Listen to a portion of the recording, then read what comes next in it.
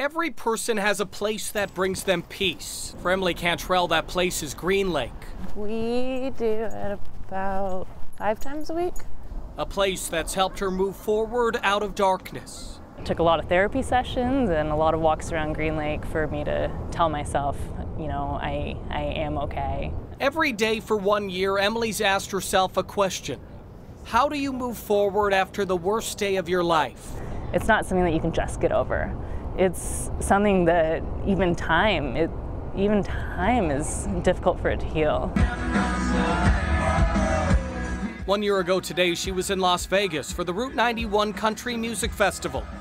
She was with her fiancé just months from their wedding on what seemed like a perfect Sunday. The day and night were great until about 10:05 p.m. At 10:05 p.m., Jason Aldean performed, and Emily was near the stage when she heard this.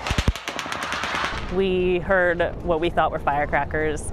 Then we heard them again, and the girl next to us dropped down with blood on her leg, and that's when we realized that it was not firecrackers, that the noise we were hearing was gunshots.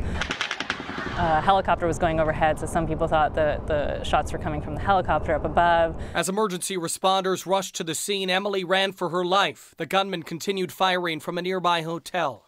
We ran and we dove, and we ran and we dove.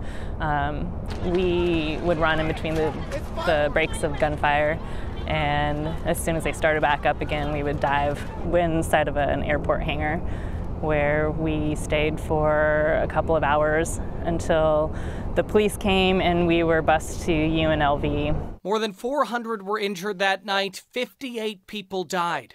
It was the deadliest mass shooting in modern U.S. history. In the past year, there's not been a single day I haven't thought about it. And even though I don't have a bullet in my body, a bullet never entered my body, but I feel wounded every day. While processing her grief, Emily spent the last year working to stop gun violence. I'm reading from a letter that Emily Cantrell wrote to me in November 2017. She wrote letters like this one to State Senator David Fraucht.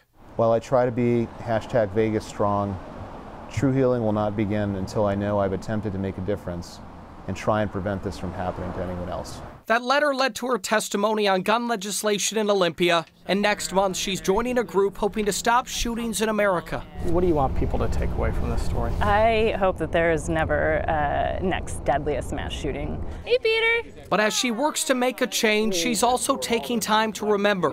Thank you all for being here. This weekend, she held her first walk of remembrance for the 58 people who lost their life in Las Vegas. This violence, it has to stop. 1 year later, Emily knows she has no option but to move forward. So with friends and family by her side, she has one hope. I think our future is very hopeful. A hope that better days are ahead for her family. Love the shirt. And yours too. There might be a few really, really bad people in this world, but there's also a lot of good, and we don't want to forget that. With photojournalist Jim Scott, I'm Alex Rosie, King 5 News.